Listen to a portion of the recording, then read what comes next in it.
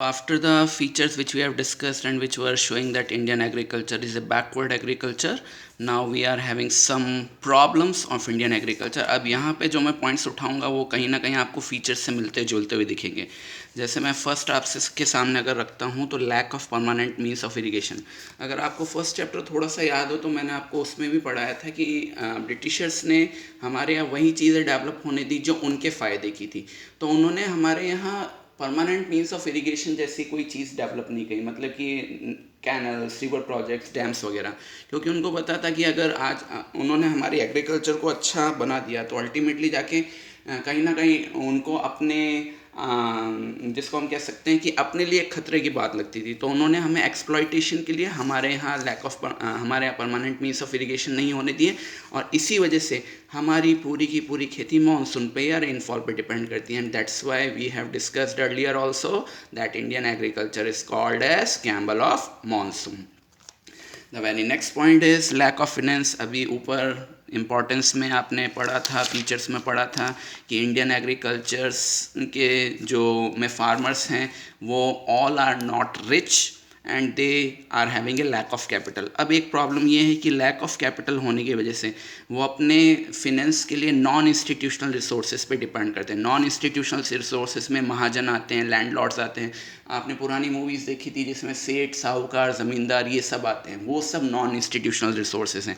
और उन non institutional resources से क्रेडिट लेने की वजह से अल्टीमेटली फार्मर्स हैज़ टू पे a huge amount of interest, high amount of interest, and there is no transparency into that calculation, and that's why they remain poor and there is so much exploitation of the farmers. ये सब आपने पुरानी movies में देखा है. थोड़ा movies भी हम लगातार देखते रहते तो हमारा बहुत सारा कंसेप्ट वहाँ से भी क्लियर होता है. So have a watch on to that also and put attention to the books also. Okay, coming back to the next topic, still there is conventional or traditional approach. ये point अभी आपने पीछे भी discuss किया था कि Indian agriculture is still going on subsistence basis. हमारे farmers आज भी केवल अपने और अपने फैमिली के फूड नीड्स के लिए वर्क कर रहे हैं, बट वो प्रॉफिट अर्निंग के लिए वर्क नहीं कर रहे हैं. बट इसके पीछे एक हम रीज़न पढ़ सकते हैं, क्योंकि हमने ऊपर ही पढ़ लिया है कि हमारे फार्मर्स के पास लैक ऑफ फाइनेंस है. तो लैक ऑफ फाइनेंस होने की वजह से वो उतनी ही खेती कर पा रहे हैं. वो चाहते भी हैं कि हम मॉडर्नाइजेशन करें, थोड़ी रिस्क लें. तो लैक ऑफ फाइनेंस होने की वजह से वो उतनी ही खेती कर पाते हैं जिससे उनका और उनके परिवार का पेट भर सके और उनकी नीड्स पूरी हो सके. इसीलिए अगर हम इस लैक ऑफ फाइनेंस वाली प्रॉब्लम को सॉर्ट आउट कर लें तो हो सकता है हमारे majority of farmers subsistence farming को छोड़ के कमर्शियल फार्मिंग की तरफ आ जाएं, जो कि प्रॉफिट अर्निंग की तरफ ध्यान देती है. Now the next is small and scattered holding. Small holdings के पीछे मैंने आपको अभी पीछे भी रीज़न बताया था कि परिवार बढ़ते जा रहे हैं, जनरेशन बाय जनरेशन बंटवारा होता है, जिसकी वजह से हर जनरेशन के हाथ में आने वाली जो लैंड फील्ड होती है वो कम होती जाती है, स्मॉल होती जाती है. एक दूसरा वर्ड यहाँ पर आया है स्कैटर्ड. स्कैटर्ड होल्डिंग्स का मतलब है कि लोगों की ज़मीनें बिखरी हुई है.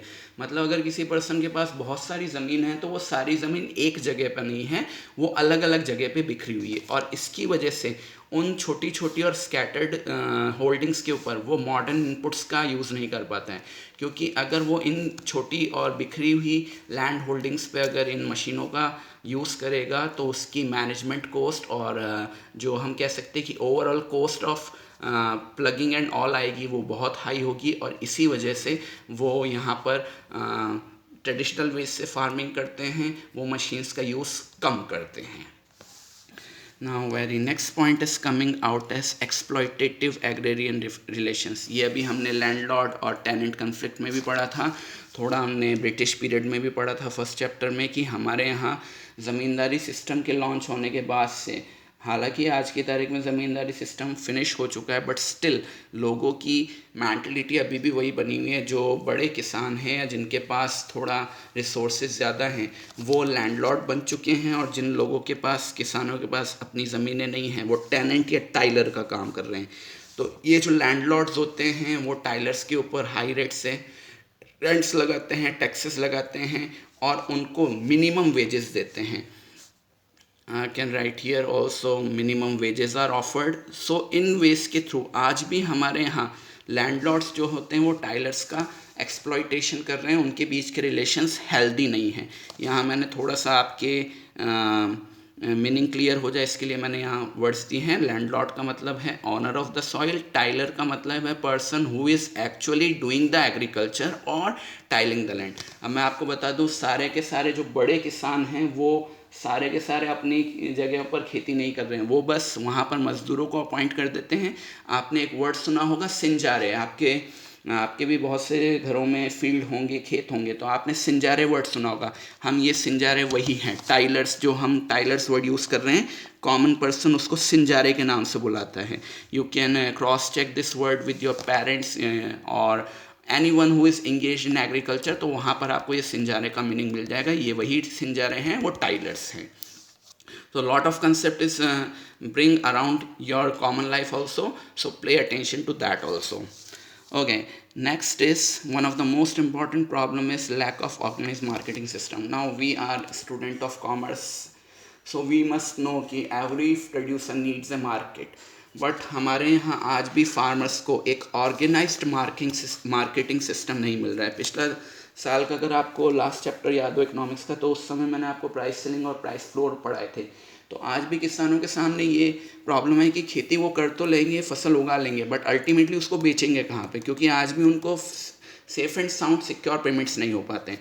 उनको अपने मार्केट्स में, लोकल मार्केट्स में जिस मुंह मांगे दाम पर ट्रेडर्स जिस दाम पर ख़रीदने को तैयार होते हैं उसी पे बेचना पड़ता है। और इसकी वजह से क्योंकि उनके पास वेयर हाउसिंग फैसिलिटीज़ नहीं है, उनके पास बार्गेनिंग फैसिलिटी नहीं है, तो उन्हें डिस्ट्रेस सेल करना पड़ता है। डिस्ट्रेस सेल आपके चैप्टर 9 में डिटेल में आएगा, बट अभी भी मैं आपको बता दूँ बार्गेनिंग पावर कम होने की वजह से हमारे फार्मर्स को मार्केट जो रेट ऑफ़र करता है, चाहे वो उनकी फसल की करेक्ट रेट हो या ना हो, उसी मिनिमम रेट में मार्केट में सेल करना पड़ता है, और इसी चीज़ को हम डिस्ट्रेस सेल कहते हैं। इसका रीज़न ये है कि हमारे यहाँ आज भी फार्मर्स के पास एक ऑर्गेनाइज्ड मार्केटिंग सिस्टम नहीं है। उनको अपने प्रोडक्ट को मार्केटिंग करने के लिए, ग्रेडिंग करने के लिए, मार्केटिंग की जितनी भी वंडरफुल अपॉर्चुनिटीज़ होती हैं या टैक्टिक्स होती हैं, वो सब उनके पास नहीं है। अल्टीमेटली शॉर्ट में बात करूँ तो उनके पास मार्केट ही नहीं बेचने को, तो इसी वजह से उनको डिस्ट्रेस सेल करना पड़ता है, जिसका मतलब होता है अपने फसल को बहुत लो प्राइजेस में या मिनिमम प्राइजेस पे